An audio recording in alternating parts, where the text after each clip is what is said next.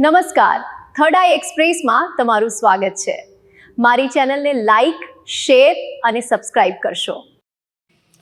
નવી કામરોળથી હાજીપર રોડનું કામ ઠપ। 8 મહિનાથી મેટલના ઢગલાઓ વચ્ચે લોકો ત્રાહીમામ। અકસ્માતો વધ્યા। આજરોજ તારીખ 27/3/2026ને શુક્રવારના બપોરના 1:30 કલાકે વાત કરીએ તો તળાજા તાલુકાના નવી કામરોળ ગામથી હાજીપર ગામ સુધીના રોડનું નવીનીકરણ કાર્ય છેલ્લા 8 મહિનાથી અધૂરું અને બંધ હાલતમાં છે। રોડ પર માત્ર મોટી માત્રામાં મેટલ પાથરી દેવામાં આવ્યું હોવાના કારણે અહીંથી પસાર થતા વાહન ચાલકો અને સ્થાનિક લોકોને ભારે મુશ્કેલીઓનો સામનો કરવો પડી રહ્યો છે। રોજિંદા અવરજવર દરમિયાન આ મેટલના કારણે નાના મોટા અકસ્માતોની સતત ઘટનાઓ બનતી રહે છે, જેના કારણે લોકોમાં ભારે રોષ ફેલાયો છે। સ્થાનિક લોકો તાત્કાલિક ધોરણે કામ શરૂ કરવાની માંગણી કરી રહ્યા છે।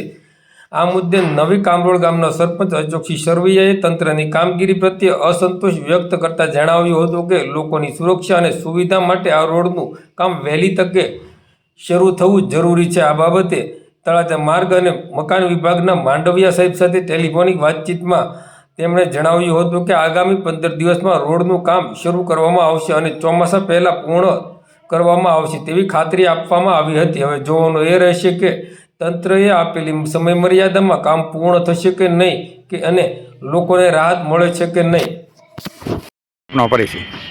મારું નામ અશોકસિંહ સરવૈયા, નવી કામરોળ સરપંચ।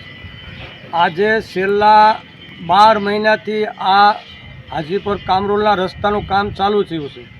સાથે સાથે 8 મહિનાથી તો મેટલ નાખી છે। લોકો ખૂબ પરેશાન થાય છે, નાના મોટી અકસ્માત થાય છે, વાહનોને નુકસાન સાથે છતાં તંત્ર કે પદાધિકારી કે અધિકારી કોઈ ધ્યાન દેતા નથી। અવારનવાર માર્ગ મકાન વિભાગમાં રજૂઆત કરેલ ત્યારે માર્ગ મકાન વિભાગવાળા લોકો એવું કહે છે કે અમે કોન્ટ્રાક્ટરોને આ કામ આપેલું છે, કોન્ટ્રાક્ટરોની બેદરકારીના હિસાબે આ કામ છેલ્લા 8 મહિનાથી બંધ છે। તો અમારું નવી કામરોળ આજુબાજુના તમામ ગામડાને જોડતો રસ્તો છે, તાત્કાલિક સારો કરે અને જો કોન્ટ્રાક્ટરની બેદરકારી અને નબળાઈ હોય તો એ કોન્ટ્રાક્ટરનું કામ રદ કરો, બીજા કોઈ નવા કોન્ટ્રાક્ટરને આપો। આ લોકો જ્યારે ચૂંટણી આવે ત્યારે કે અમે આ રસ્તો કરાવશું, પહેલો રસ્તો કરાવશું, મત લઈને વૈયા જાય છે। મતની રાજનીતિ બંધ કરો અને કામની રાજનીતિ કરો। જે સારા અધિકારી પદાધિકારીઓ છે તે આમાં પૂરતું ધ્યાન આપે એવી નવી કામરોળ ગ્રામજનોની માંગણી છે।